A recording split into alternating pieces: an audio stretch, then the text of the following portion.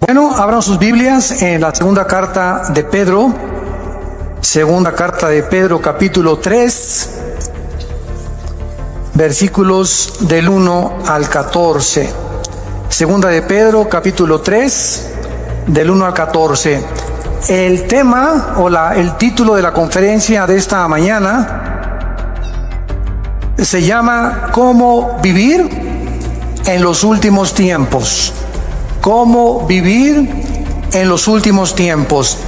Dice así el apóstol Pedro en su segunda carta, capítulo 3: Amados, esta es la segunda carta que les escribo, y en ambas despierto con exhortación vuestro limpio entendimiento, para que tengan memoria de las palabras que antes han sido dichas por los santos profetas, y del mandamiento del Señor y Salvador dado por vuestros apóstoles, sabiendo primero esto, que en los últimos días vendrán burladores, andando según sus propias concupiscencias, y diciendo: ¿dónde está la promesa de su venida o de su advenimiento? Porque desde el día en que los padres durmieron, todas las cosas permanecen así como desde el principio de la creación. Estos ignoran voluntariamente que en el tiempo antiguo fueron hechos por la palabra de Dios los cielos y también la tierra que proviene del agua y por el agua subsiste, por lo cual el mundo de entonces pereció anegado en agua. Pero los cielos y la tierra que existen ahora están reservados por la misma palabra, guardados para el fuego en el día del juicio y de la perdición de los hombres impíos. Mas, oh amados, no ignoréis estos, que para el Señor un día es como 1000 años y 1000 años como un día. Vamos a detener nuestra lectura hasta este momento y vamos a analizar estos versículos uno por uno para, en primer lugar, darnos cuenta que si tú supieras que Cristo viene mañana, ¿cambiarías tus planes, tus prioridades, tus expectaciones? ¿Cuántas personas el otro día oí, por ejemplo, que un camión ahora en la nueva ruta, la nueva autopista que acaban de hacer de la Marquesa hacia Toluca, que son como 42 kilómetros, que te ahorran como 15, 18 minutos para no irte por la anterior? Se fue un camión, ya están prohibiendo la entrada de los camiones de redilas y los camiones grandes. Es una bajada impresionante. Bueno, no se calculó mucho, ¿verdad? Y el camión se fue contra la caseta y mató a la persona de la caseta, murió quemado junto con el chofer. Después vino otro accidente también, y gracias a Dios que pues ya hicieron otro desviamiento, una desviación para los camiones, y se les está prohibiendo a los que entren que ya no circulen por esa autopista. Lo que más me impactó fue que oí en el periódico que uno de los testimonios es que unos familiares de estas personas que murieron dijeron lo siguiente: mi tío, una de las personas que murieron, estaba cuando salió de la casa y voy a hacer esto, construir esto, etcétera, etcétera. Y nos damos cuenta, uno de los familiares es cristiano, nos damos cuenta que así es la vida. Hoy vivimos, hoy en la tarde, hoy en la noche o mañana, ninguno sabe si vamos a amanecer. Nadie sabe. Todas las personas salimos al mundo y con proyectos y visiones y trabajo, etcétera, etcétera, cuando lo más importante es que todos estamos condenados, somos como una lista de reos condenados a muerte, porque algún día tenemos que entregarle cuentas a Dios. Entonces, si tenemos esta conciencia de que hoy puede ser el último día en que Dios tal vez te esté hablando, y tal vez Dios te está dando la oportunidad de comenzar a cambiar ya tu trayecto y el camino que tú llevas, estoy seguro que cambiarías el rumbo de tu vida. Si respondes que sí, entonces eso quiere decir que necesitas hacer algunos ajustes ya en tu vida, no creyendo que tienes todavía un mes de vida, ni una semana, ni todavía, no me faltan todavía 10, 15 años, no me importa que tengas 20, 25 años de edad, 30, 35 años. La muerte toca las puertas a los niños recién nacidos, como al que llega a los 113 años del último señor judío que acaba de morir de 113 años. Así que la muerte es para todos los seres humanos, para todas las edades, en el momento en el que menos lo pensamos. Si tú respondes que sí, ¿verdad? Entonces la Biblia tiene muchas exhortaciones para que nosotros vivamos a la luz de la eternidad, a la luz de cada día levantarme. Señor, yo no sé si es mi último día, encomiendo mi familia a ti, Señor, te encomiendo mi vida, guíame, Espíritu Santo, muéstrame las decisiones que tengo que tomar, que las decisiones que no tengan consecuencias para el mal, sino para el bien. Que cada decisión que yo tome este día sea para tu gloria, Señor. Cuando comenzamos a vivir con esta expectación de la eternidad, es cuando podemos comprender al rey David en uno de los salmos, que oró a Dios y le dijo: oh Dios, enséñame a contar los días de tal manera que traiga sabiduría al corazón. Vean por ejemplo en Romanos capítulo 13, versículos del 11 al 14, la exhortación que nos hace el apóstol Pablo. Y esto conociendo el tiempo. ¿Cuál tiempo? El tiempo que es cortísimo de nuestra vida, que ya es hora de levantarnos del sueño, porque ahora está más cerca de nosotros nuestra salvación que cuando creímos. La noche está avanzada y se acerca el día. Desechemos pues las obras de las tinieblas y vistámonos las armas de la luz. Andemos como de día, honestamente, no en glotonerías y borracheras, no en lujurias y lascivias, no en contiendas y envidia, sino vestidos del Señor Jesucristo y no proveáis para los deseos de la carne. Noten ustedes en el versículo 12 que la vida espiritual la compara el apóstol Pablo, guiado por el Espíritu Santo, con el día y la noche. Cuando llegan las 9, 10 de la noche, en el caso particular mío, yo a las 10:30 ya estoy roncando, ¿verdad? Tal vez 10:15, 10:30. Ya sé que es mi hora. Tengo esa disciplina de siempre tratar de dormirme esa hora. Y ya llegan las 5, 5:30, levantarme, porque ya salió el sol y tu cuerpo se acostumbra, ¿verdad? El metabolismo a los horarios donde tú estás viviendo. Bueno, de la misma manera, ¿saben ustedes a qué hora de la noche nos encontramos ahorita? Nos encontramos en el punto más oscuro de la humanidad, donde un loco que se llama Kim Jong en Corea del Norte está amenazando bombardear la isla de Guam, donde hay 163,000 personas, más de 12,000 soldados norteamericanos estacionados. Está amenazando bombardear Alaska y Los Ángeles. Está amenazando lanzar bombas contra Japón. Ya ahorita comenzó la evacuación de Corea del Sur, porque Corea está dividida en el norte y en el sur. En el sur están completamente, no son comunistas. En el norte, este hombre Kim Jong de 33 años, ¿verdad? Un jovencísimo, el gordito que tienes ahí arriba de tu cama. Este hombre, ¿verdad?, está tratando de recuperar Corea del Sur, amenazar Corea del Sur. En Corea del Sur hay más de 17,000 Marines o marinos de Estados Unidos, y tienen un sistema ahorita, gracias a Dios, ¿verdad?, como escudo contra misiles, pero misiles Hwang-2, que no son los grandes, que viajan a más de 6,000, 7,000 kilómetros de distancia. Entonces, el mundo está ahorita así en una expectación impresionante. Anoche oí un noticiero que investigaron a los habitantes de Guam. Guam es una isla que está como a 2,500 kilómetros de Corea del Norte, entre Honolulu y Japón, en medio casi de Indonesia, Filipinas.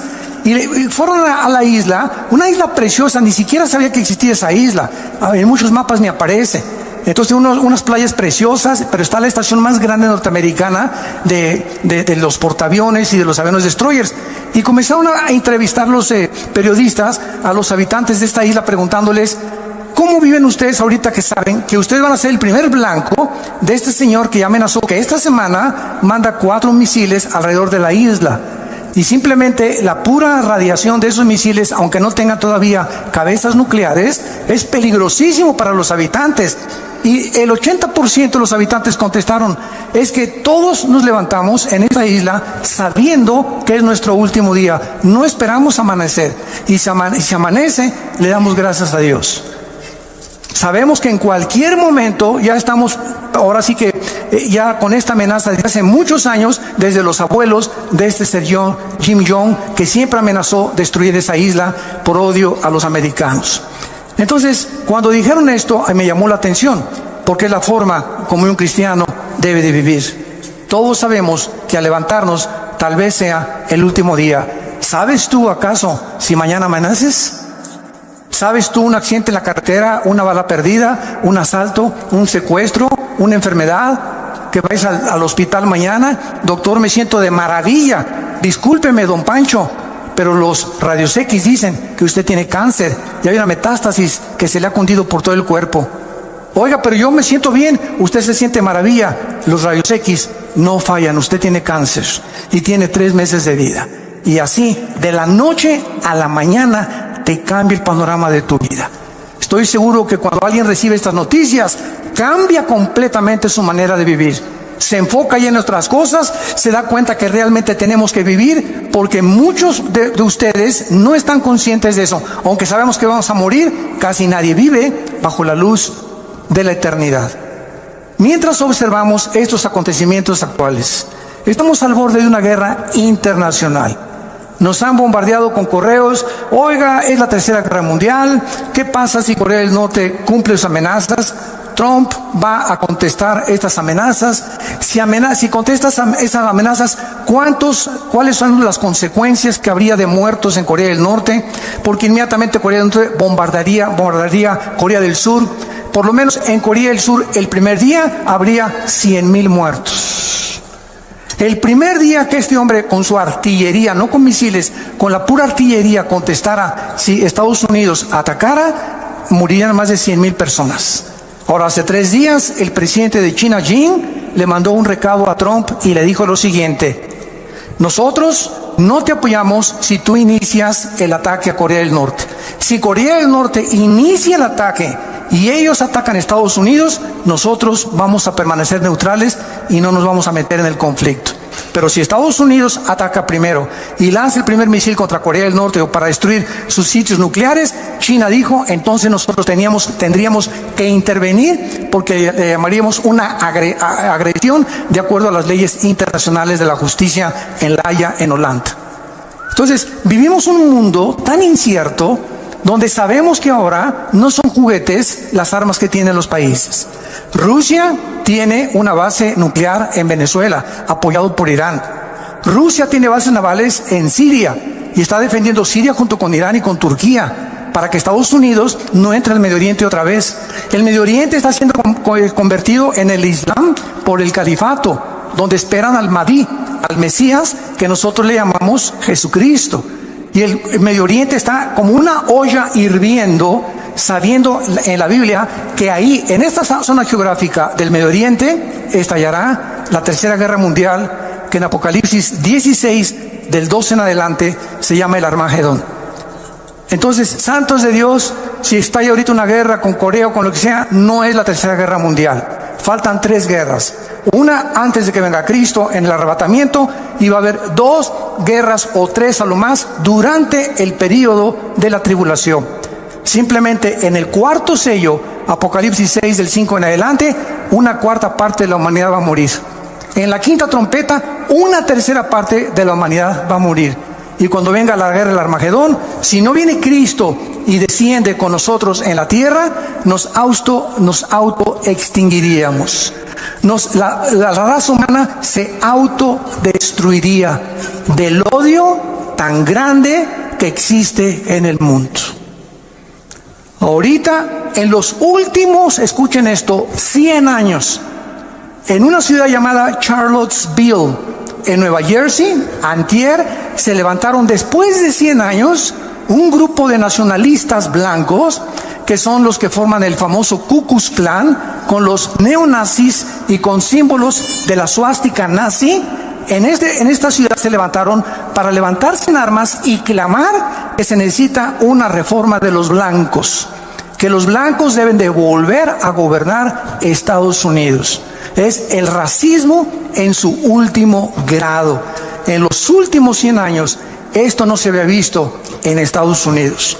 Había habido pequeños brotes, ¿verdad? Siempre blancos contra negros, contra mexicanos, pero ya este movimiento que se levantó ahí en Nueva Jersey, en Charlottesville, hace 3 o 4 días, es algo, ¿verdad?, terrible, que nos habla la condición y la temperatura en que se encuentra el mundo donde tú y yo estamos viviendo. No cabe duda, vivimos en los últimos tiempos Iglesia, despiértate, porque los cascos del Apocalipsis ya se oyen en el cielo. El tiempo se nos acabó.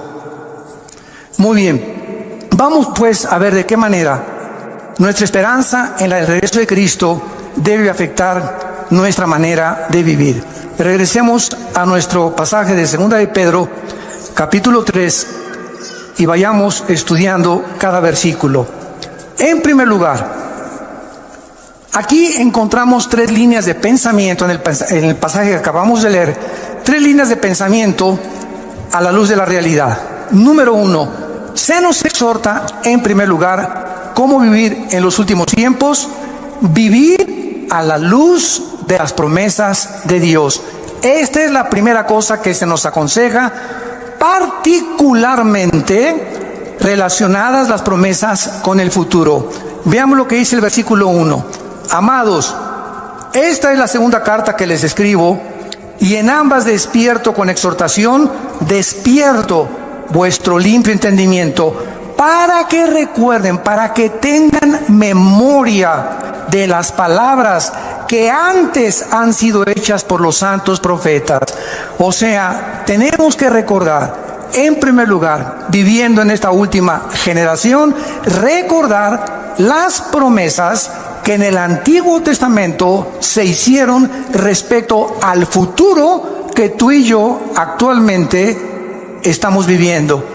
Esto se refiere a todos los eventos futuros que se profetizaron en el Antiguo Testamento, como viene la gran tribulación, la segunda venida, la apostasía de la iglesia que ya estamos viviendo. Nunca la iglesia cristiana había sido bombardeada con tantas herejías, con tantas barbaridades que se están predicando y que se están enseñando en los últimos 30, 40 años. Es impresionante la cantidad de miles, ustedes no lo saben, miles de cristianos en Sudamérica y en Europa que dicen no encontramos una iglesia con sana doctrina.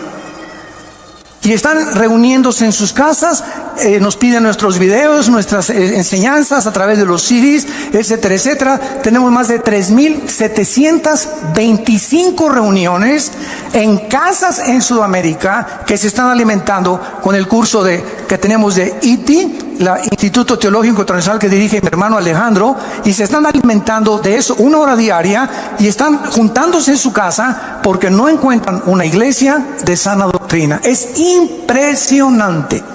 En una que les piden bolsas para vomitar, en otras que la cachetada del Espíritu Santo, el chicle del Espíritu Santo, la caída del Espíritu Santo, etcétera, etcétera, que si no hablas en lengua no tienes al Espíritu Santo. Bueno, es increíble a lo que la iglesia ha llegado.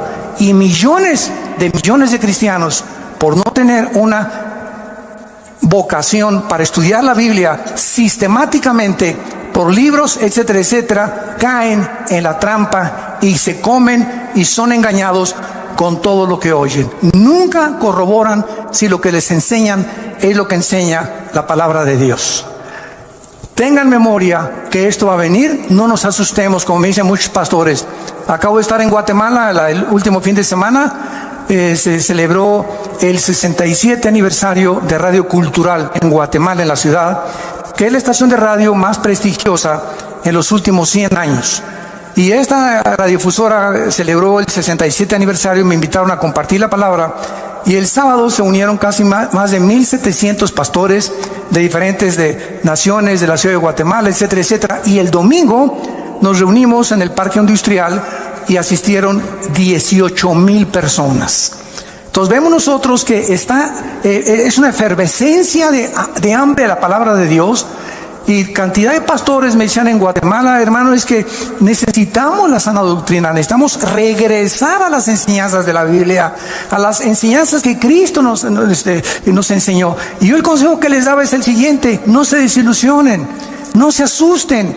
¿Saben por qué? Porque Cristo nos los dijo. Cuando estas cosas sucedan, recuerden que yo se las dije antes, Entonces, esto tiene que suceder. No nos desilusionemos, al contrario, tiene que suceder. Y si sucede, es porque la Biblia es la palabra de Dios. Al contrario, esforcémonos, seamos valientes, echemos mano de la vida eterna. No perdamos la esperanza a la cual todos hemos sido llamados. Estemos firmes y constantes en la fe, sabiendo que nuestro trabajo no es en vano. Entonces, no es tiempo de ser cobardes, no es tiempo de, ya me voy, tú una bola de hipócritas, esto no es cierto. Estos son los perdedores, los que quieren ponerse hasta atrás del ejército y no quieren ocupar las primeras líneas de comandantes y generales del ejército de Dios. Es muy fácil irte hasta atrás y decir, ya no peleo, ya me quedo en la casa. Esto no es cierto, qué fácil es eso. Y dice en Apocalipsis 21:8, los cobardes encabezan la lista de los que van al lago de fuego. Los cobardes, no los adúlteros, no los homosexuales,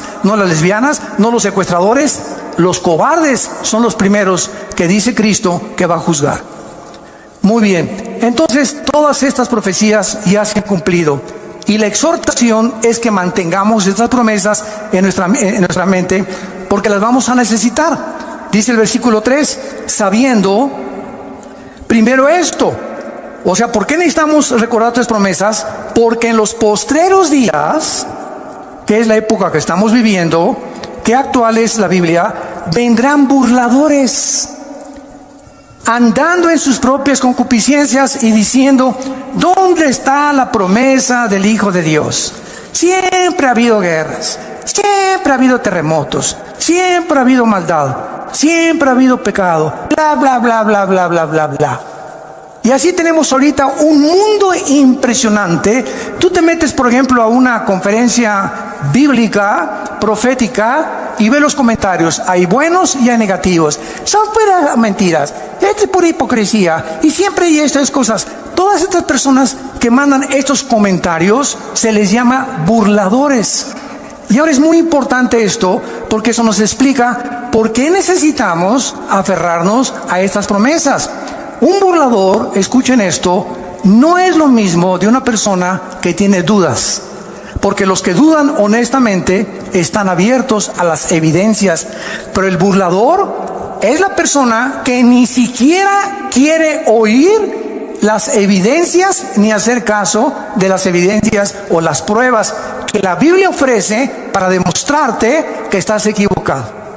El burlador se dedica a burlarse, a criticar, a despreciar y a atacar las cosas de Dios.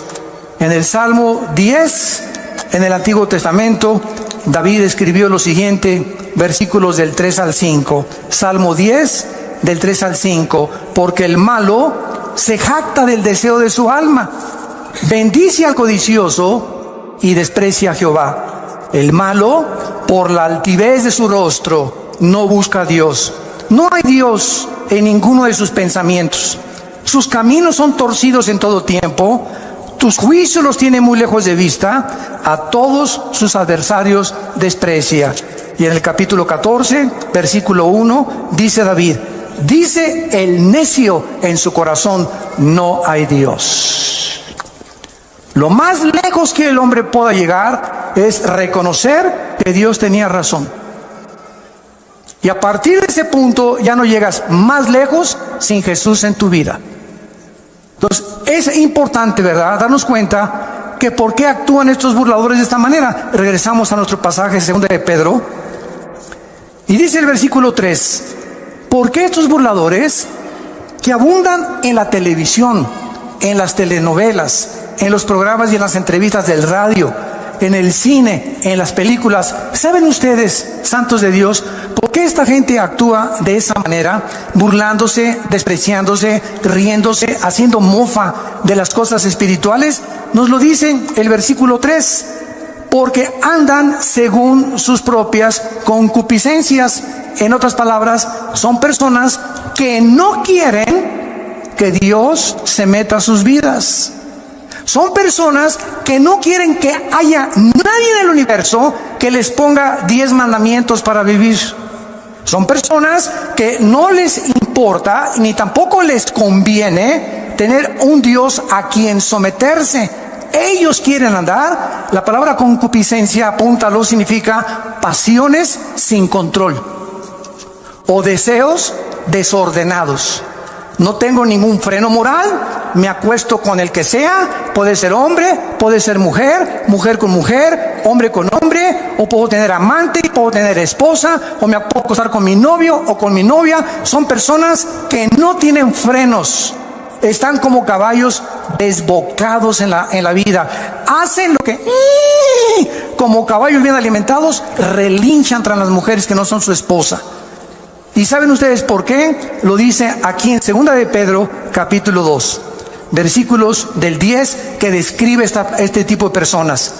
Y mayormente aquellos que, siguiendo la carne, andan en concupiscencia, o sea, en pasiones sin control e inmundicia, y desprecian el señorío, atrevidos y contumaces, no temen decir mal de las potestades superiores.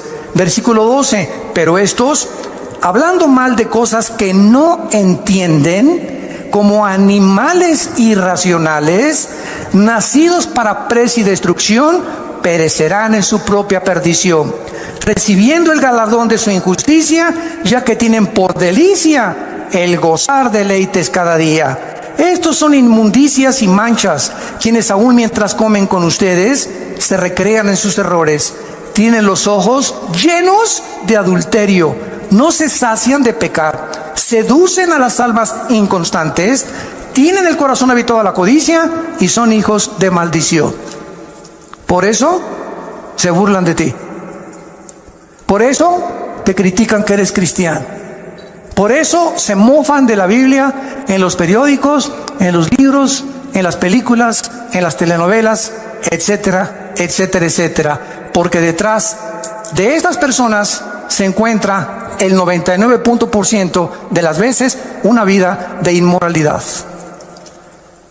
Odian la luz, odian la santidad, odian a Jesús, aman las tinieblas. En el Evangelio de Juan capítulo 3 dice, y esta es la condenación, que la luz vino al mundo y los hombres amaron más las tinieblas que la luz. ¿Por qué? Porque sus obras eran malas. Porque todo aquel que aborrece la luz no viene a la luz. ¿Por qué? Porque la luz te muestra cómo eres. Y cuando nos ilumina el Espíritu Santo, nos damos cuenta, qué bárbaro, soy un basurero. Estamos podridos en maldad. Y cuando reconocemos esa maldad y esa podredumbre con la cual nacimos, el pecado original, es cuando, Dios mío, ten misericordia de mí. Y hay una cruz en la gracia de Dios a la cual nos podemos acercar y ser lavados con la sangre del Hijo de Dios. Muy bien, estos burladores también toman posiciones pseudocientíficas. Miren lo que dice el versículo 4. Y dicen, ¿dónde está la promesa de su advenimiento? O sea, de que va a venir. Porque desde el día que los padres durmieron, todo permanece igual. Esta explicación, ¿verdad?, no cuadra con lo que la Biblia dice. Si estas personas realmente necesitan evidencias de la actividad de Dios en la historia, es bien fácil. La misma historia, señores historiadores que nos visitan, sociólogos que nos visitan, científicos y catedráticos y doctorados y licenciados que nos escuchan, la Biblia nos muestra que la historia misma demuestra la existencia de Dios. ¿De qué forma? Ven a la Biblia y encontrarás que Dios puso simplemente un botón de muestra, el libro de Daniel. En el libro de Daniel, Dios le recuerda hace 2600 años al profeta Daniel el orden exacto en el que iban a transcurrir todos los imperios gentiles hasta la segunda venida de Cristo, en la famosa estatua del sueño que tuvo el rey Nabucodonosor. Y Dios le dice a Daniel, la cabeza de oro es Babilonia, tal como Daniel lo comprobó porque él vivió bajo el imperio del rey Nabucodonosor. Y le dice Dios, después de Babilonia vendrá otro imperio que, de acuerdo a la historia, ¿quién fue? Los medos y los persas, que hicieron una alianza. Y le dice Dios, y el pecho, el vientre de bronce, vendrá otro imperio. De acuerdo a la historia, ¿quién fue? Grecia, con Alejandro el Magno, con sus conquistas relámpago, que a los 33 años se murió en lo que es ahorita Irak, que en la Biblia se le llama Babilonia. Y después le dice Dios, vendrá otro imperio, que fue el imperio romano. Y qué interesante, Ahí se detiene la profecía y dice la Biblia que del Imperio Romano hasta la segunda venida de Cristo no habría otro imperio hasta que el anticristo unificara 5 naciones del Oriente y 5 de Europa para formar la confederación política de los últimos tiempos. ¡Qué increíble! ¿Quieres más evidencias de veras? La misma historia nos muestra que solo Dios pudo poner en orden la cronología de los imperios y los gobiernos de toda la historia. Solo Dios lo pudo hacer. Y así hay más de 133 profecías demostrando que se profetizó que Cristo iba a nacer en Belén, que Cristo iba a ser traicionado por 30 monedas de plata, que Cristo lo iban a traicionar sus propios discípulos y amigos, que Cristo iba a morir crucificado. Simplemente cuando Jesús abría sus manos, se cumplían en ese instante 33 profecías del Antiguo Testamento. Amados, tengan memoria de las promesas del Antiguo Testamento, porque van a enfrentar en los últimos días muchos burladores. Mucha gente ignorante, hablan lo que no conocen. Como un tonto, ¿verdad? Que tuve un debate con él en la televisión hace no mucho tiempo, me comenzó a insultar y llegó el momento en que me dijo, mire, es más, me dice, yo no creo que ni siquiera Cristo haya existido. Y esta persona tenía 2 títulos universitarios. Se atrevió a decirme, es más, yo creo que ni Cristo resucitó, que Cristo, no existió. Simplemente me volteé, ¿saben lo que le dije? ¿Me puede decir qué fecha es ahora? 10 de mayo de 1997. ¿Y desde cuándo está usted contando? 10 de mayo de 1997. Y se quedó así, y le contesta el moderador, burro, desde que nació Jesús. La misma historia, y se dividió. Cuando vino Cristo, revivió la historia. Y fue tan impactante la entrada de Jesucristo a la historia que contamos antes y después de Cristo, no antes y después de Buda, ni de Mahoma, ni del Dalai Lama, ni de tu padrino Walter Mercado. Fue tan impactante la entrada al escenario mundial del Hijo de Dios que la historia se dividió. Dije, ¿desde cuándo cuentas 1997? Cabeza de ostión.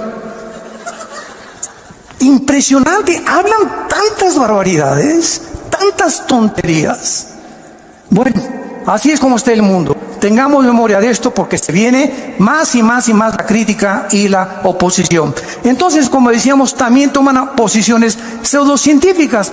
O sea, hasta toman pasajes bíblicos para apoyar sus ataques y hacer sus argumentos disque más válidos. Simplemente estas personas les recordamos la historia y te contestan, ay, pues yo no había leído el libro de Daniel. Entonces no hables si no conoces lo que estás diciendo. Yo no puedo tener un debate con un filósofo, por ejemplo, del tipo de Rousseau, o los que siguieron la filosofía de Rousseau, que el hombre es básicamente bueno. No puedo meterme a su ideología si no conozco lo que él me está presentando, porque al meterme yo en lo que yo no conozco, él me puede contraatacar, porque él sí lo conoce.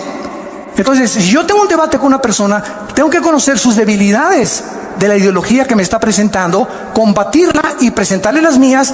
Y escuchen esto, el 90% de las veces que tú alegas con tu maestro de escuela, con un científico o con cualquier persona atea o agnóstica, no conocen la Biblia.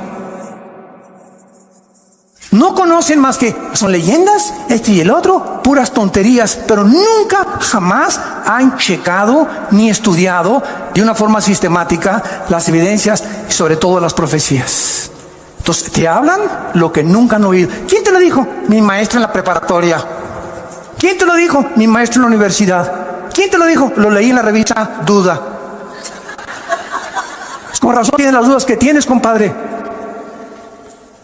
Vemos nosotros, ¿verdad? Claramente, que cuando leemos, por ejemplo, el libro del Génesis, miren, ya sin ir tan lejos, por el amor de Dios, Virgen del Socorro.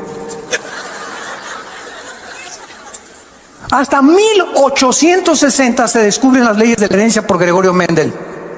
Hasta 1860 se descubren las leyes de la herencia por Gregorio Mendel. Cuando comienza a hacer experimentos con chicharitos, se da cuenta que hay algo que se transmite y que se hereda. Y ahí se paró la investigación y tuvieron que pasar casi 100 años hasta 1954, el siglo pasado. En 1954 le dan el premio Nobel de Medicina a Dr. Watson y al Dr. Samuel Crick, porque descubren la hélice del ADN, del ácido desoxirribonucleico.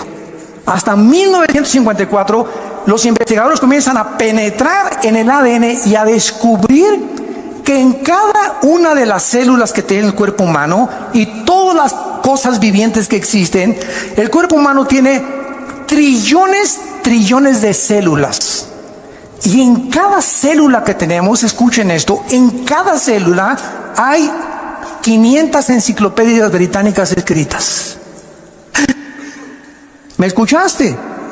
La información que tiene el ADN en cada célula equivale a 500 enciclopedias británicas. Con 4 letras nada más.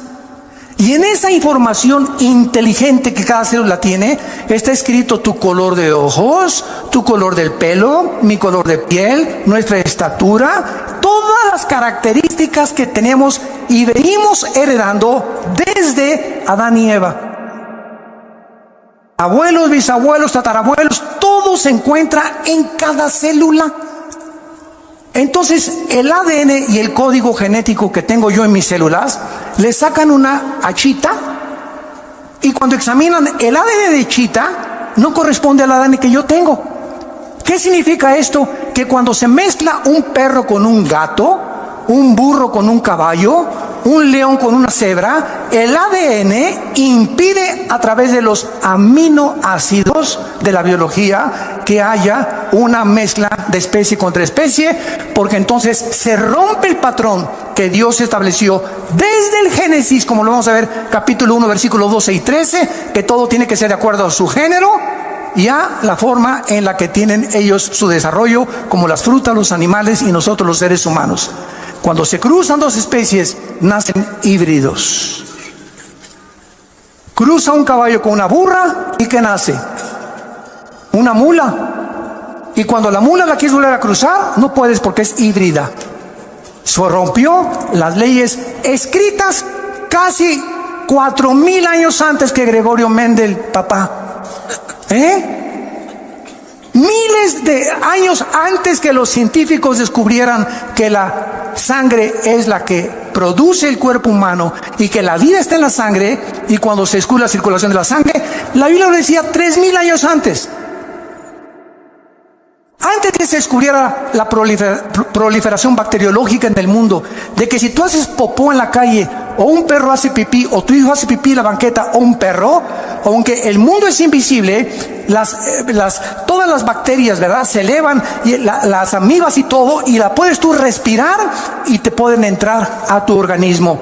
Miles de años antes de que se descubriera que existen bacterias invisibles, hasta que se descubrió el microscopio, Dios le dijo a Moisés: Moisés, dile a la gente en el libro del Éxodo que cuando hagan popó, excremento, lo entierren y lo tapen.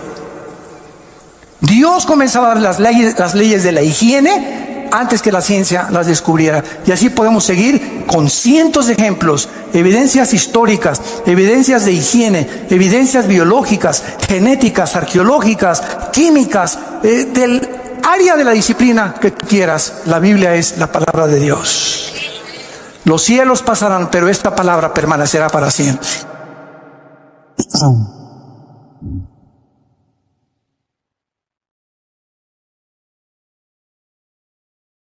Ahora, vemos también, ¿verdad?, que es importante el tiempo de Dios. Porque esta es la pregunta que también dicen: no todas las cosas han sido igual, siempre ha habido guerras, etcétera, etcétera. Es verdad, siempre ha habido guerras. Es más, el Instituto para la Investigación de la Paz en Suecia, Estocolmo, ¿sabe lo que dictaminó hace algunos años? El Instituto para la Investigación de la Paz en Suecia, Estocolmo, que de los aproximadamente 6000 años de historia que el ser humano tiene, solamente han habido 25 años de paz. En 6000 años el ser humano solo ha tenido 25 años sin guerras. ¿Qué significa esto? Que la historia del ser humano es guerra tras guerra, generación tras generación, por nuestras pasiones, la codicia: quiero tu terreno, quiero conquistar esa área geográfica, quiero tener esta colonia aquí. Los franceses, los ingleses, los austriacos, los judíos, los árabes, etcétera, etcétera. Todo el mundo siempre ha estado en continua guerra. Hace algún tiempo, tengo aquí las palabras de uno de mis autores favoritos, C.S. Lewis. Fue profesor de la Universidad de Oxford y en 1939 C.S. Lewis consigue sus libros, La grandeza del cristianismo, El problema del dolor. Bueno, es increíble mente científica, y fue el más grande ateo de Inglaterra. Y siendo el más grande ateo de Inglaterra, se convierte C.S. Lewis y comienza a escribir, no sabes, la literatura más profunda que existe científica cristiana. Y en 1939, C.S. Lewis, cuando la Segunda Guerra iba a comenzar, escribió esto. Y dijo así: la guerra no crea ninguna situación absolutamente nueva, simplemente agrava la situación permanente humana para que no la ignoramos. La vida humana siempre ha sido vivida en la orilla de un precipicio. Estamos equivocados cuando comparamos la guerra con la vida normal. La vida nunca ha sido normal. Cuando explotó la Segunda Guerra, ¿de qué nos extrañamos? En otras palabras, siempre ha habido guerras. Es la condición permanente del ser humano. Si no hay guerras, buscamos la manera de pelearnos. Y llegamos al precioso siglo XXI. Y la luna, y los descubrimientos tecnológicos, internet desde los 90s, y las satélites de comunicación, iPad, IQ, chips, bla, bla, bla, bla, bla, Aladín y la lámpara maravillosa. El ser humano ha llegado con la tecnología, etcétera, etcétera. Y ayer acabo de leer las últimas palabras del fundador de Apple, Steve Jobs, que muere de cáncer antes de los 50 años. A los 40 años llegaron con Steve Jobs y le dijeron, el fundador de Apple, de las compañías más prestigiosas que cualquiera pudiera decir: yo quisiera poder llegar a los descubrimientos de una multimillonaria fábrica y productora de los artículos que conocemos actualmente en el mercado. Y cuando tenía 40 años Steve Jobs, le pronosticaron cáncer y le dijeron: cúrate por medios científicos, y dijo que no. Él quería que lo curaran los hindúes con magia.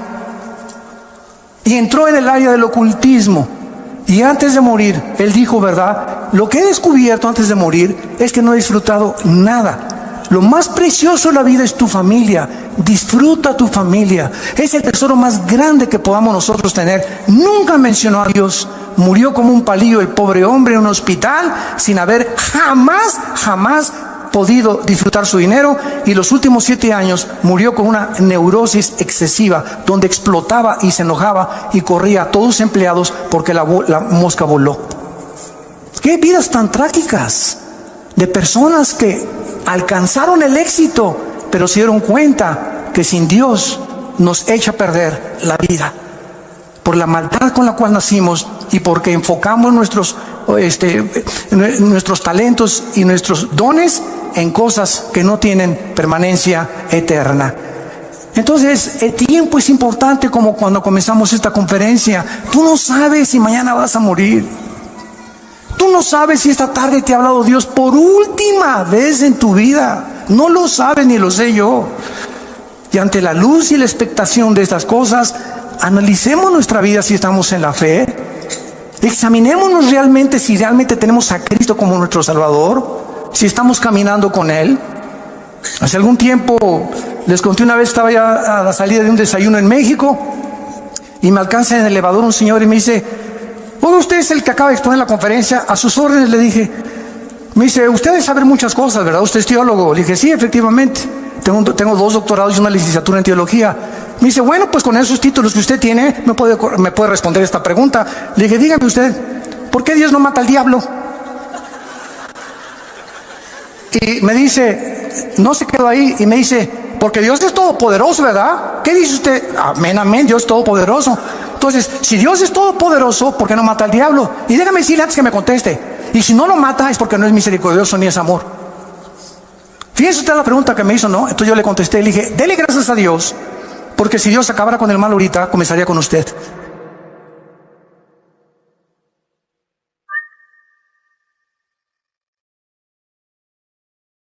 Segunda de Pedro, capítulo 2, lo acabamos de leer, versículo 9. El Señor no retarda su promesa, según algunos la tienen por tardanza. ¿Y por qué Dios no acaba ya con esto y con aquello? ¿Sabes por qué? Porque Dios es paciente para con todos, esperando que tú te arrepientas. Dale gracias a Dios que los juicios de Dios no han comenzado en la forma que se viene sobre el mundo, porque Dios es paciente con tu vida.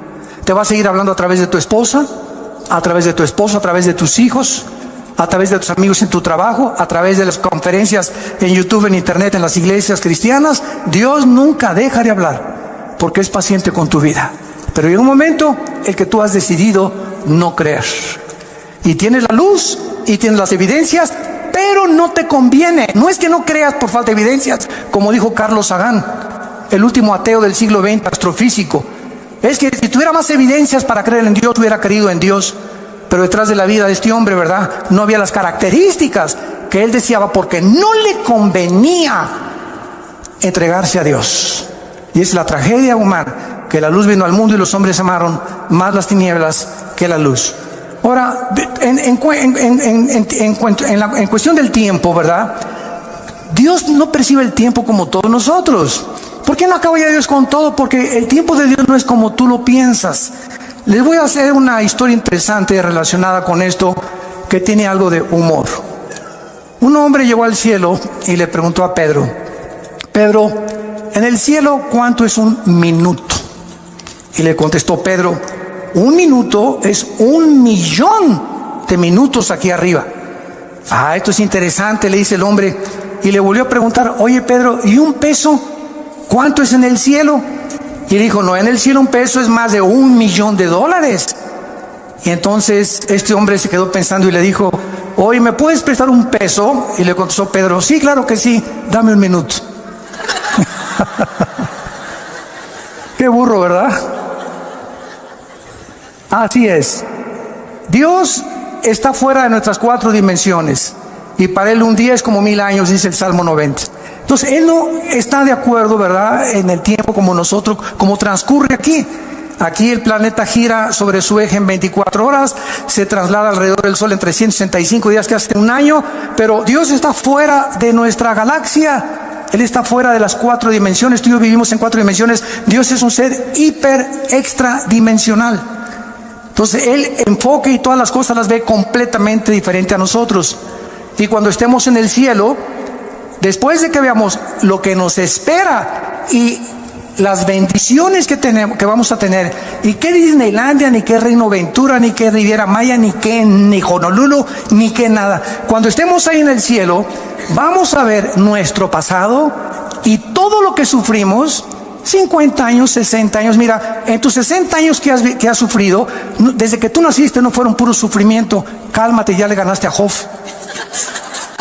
Entonces la vida no es todo sufrimiento. Tenemos épocas, ¿verdad?, de sufrimiento y de tristeza, y valles y montañas, porque así es la vida humana. Pero cuando estemos en el cielo y veamos esas épocas y meses o años que sufrimos, no se van a comparar y van a parecer como solamente una mala noche en un hotel de 5ª categoría que pasamos, comparado con lo que nos espera en la eternidad.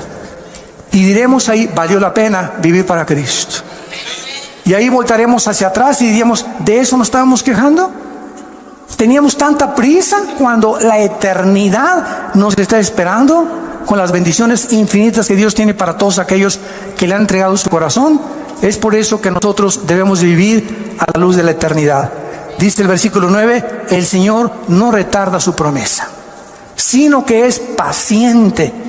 Muchos la tienen por tardanza. Ay, ¿cuándo viene Jesús? Ay, que se acabe ya todas estas cosas. Desde tu perspectiva del tiempo y desde mi perspectiva del tiempo, elevemos nuestro corazón y nuestra alma a Dios. Pidámosle que nos dé sabiduría para vivir la corta vida que tenemos, y empleemos todo lo que nos falta por vivir para la gloria de su Hijo Jesucristo. Señor, te damos gracias, porque desde el principio nos llamaste y nos escogiste para la salvación, mediante la santificación en el Espíritu Santo, por la fe en la verdad. Y nos llamaste por medio de tu Evangelio para alcanzar la gloria de Jesucristo. Bendito sea el Hijo de Dios, que lo resucitó a los 3 días de los muertos y nos hizo renacer a nosotros para una esperanza viva por medio de Él, para una herencia incorruptible, inaccesible en los cielos, que somos guardados por el poder de Dios mediante la fe, esperando la bienaventurada esperanza y la gloriosa venida de nuestro Señor en las nubes, que nos arrebatará y nos sacará de este mundo en cualquier momento para estar siempre con Él. Oh Dios, una vida muy corta, tal vez demasiado corta, nos has dado. Vivámosla pues a la luz de la eternidad, echando mano de la vida eterna, peleando la buena batalla de la fe, exhortándonos a ser valientes y vivir para Jesús. Corramos la carrera, despojándonos de todo peso y de pecado que nos asedia, esperando la bienaventurada venida de Jesucristo, y corramos esta carrera con paciencia, sabiendo que es fiel el que nos llamó. Muchas personas en este momento no tienen a Cristo. Yo los invito a que vengan a la cruz. Tú no sabes si hoy es la última vez que Dios te ha hablado. Cuando oigas su voz, no te endurezcas. Ya no te sigas burlando ni despreciando este regalo. Es un regalo. A Él le costó la vida. A ti solamente es reconocer que necesitas a Jesús en tu corazón. Si tú quieres arrepentirte en este momento y venir a la cruz, dile a Dios, ahí desde donde tú nos estás escuchando.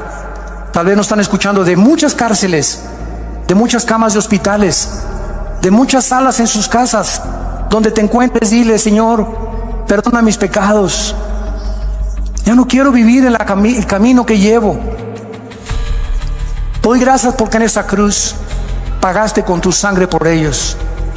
Entra a mi vida en este instante, Jesús, porque creo que a los 3 días volviste a vivir. Venciste la muerte, a Satanás y al pecado, para darme esta victoria a mí, que no la merezco, pero por tu gracia la recibo y tu misericordia. Dame el poder para vivir la corta vida que me queda y poder enseñarles a mucha gente este camino en el cual ahora me encuentro. En el nombre de Jesús. Amén. Gracias a Dios por la Biblia.